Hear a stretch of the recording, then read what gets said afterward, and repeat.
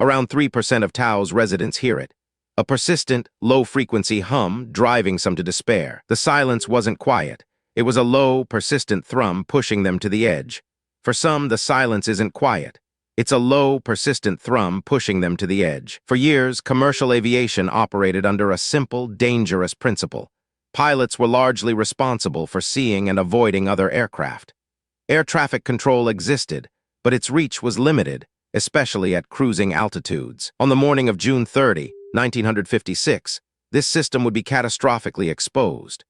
Two commercial airliners, carrying a combined 128 souls, were about to converge high above the majestic, unforgiving landscape of the Grand Canyon. United Airlines Flight 718, a Douglas DC-7, departed Los Angeles at 6:04 a.m., bound for Chicago with a stop in Kansas City. Aboard were 53 passengers and 5 crew members. The flight was routine, the skies clear. Just moments later at 6:10 a.m., Trans World Airlines Flight 2, a Lockheed Super Constellation, lifted off from Los Angeles. Its destination was Kansas City, also with 64 passengers and 6 crew on board. Both flights were cleared to cruise at 21,000 feet. However, due to severe thunderstorms forecasted near their planned routes, both pilots requested deviations to avoid the weather. This is where the crucial decisions began. Captain Robert Shirley of TWA Flight 2 and Captain Jack Gandy of United Flight 718 were seasoned pilots. They knew the routes, they knew the risks, but they couldn't know the risks posed by each other. TWA requested to climb to 21,000 feet, which was approved. United, meanwhile, sought to climb to 21,000 feet as well, but was denied, told to maintain 19,000 feet to avoid conflicting with another aircraft. That other aircraft was TWA. However, here's the twist. United's Captain Gandy then requested to climb to 21,000 feet, but this time he asked to do it 10 minutes later than TWA's estimated position over the Painted Desert. A crucial miscommunication was brewing. Air traffic control, interpreting this as United maintaining separation through time, rather than altitude, approved United's request. Both planes were now cleared to the same altitude, over the same general area at roughly the same time. At 10:31 a.m., the TWA Super Constellation reported its position over the Painted Desert and requested to climb to 21,000 feet. This was the last routine communication from either aircraft. Moments later, around 10:33 a.m., both planes would have been nearing a point over the Grand Canyon, specifically a popular tourist spot known as the Zuni Corridor.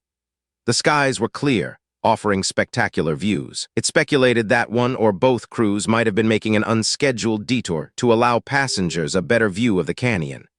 A common, though unauthorized, practice at the time, particularly with clear weather. The exact sequence of events leading to the collision remains speculative. However, accident investigators later pieced together what likely happened based on wreckage distribution and flight recorder data, which was rudimentary then. The TWA Super Constellation, likely climbing, struck the United DC-7. The DC-7 left wing was shorn off, and the empennage of the TWA plane was severed. The collision occurred at approximately 21,000 feet. Both aircraft disintegrated rapidly, raining debris across a vast, rugged expanse of the canyon.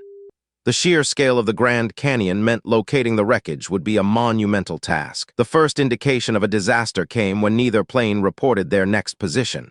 Soon, a frantic search began. Commercial pilots reported seeing smoke plumes rising from the canyon, guiding searchers to the general area. The wreckage was eventually found scattered over a 12-square-mile area near the confluence of the Colorado and Little Colorado rivers. The remoteness of the site made recovery efforts incredibly challenging. There were no survivors. 128 lives were lost in an instant, simply because two planes occupied the same airspace at the same time, without a robust system to prevent it. The Grand Canyon collision was a watershed moment for aviation safety.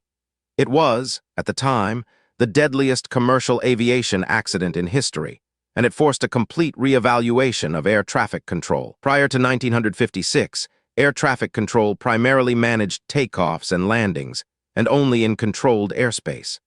Above a certain altitude, it was essentially a free-for-all, relying on pilots to visually avoid each other. The collision led directly to the creation of the Federal Aviation Agency in 1958, later renamed the Federal Aviation Administration, or FAA.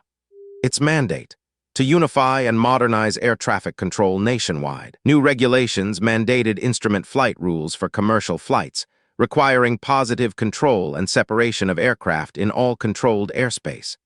The see and avoid principle was no longer sufficient. The Grand Canyon disaster, a tragedy born of an antiquated system, ultimately paved the way for the sophisticated, highly regulated air traffic control we rely on today, making the skies vastly safer for millions. Explore how the next major air disaster further reshaped global aviation safety in our next deep dive.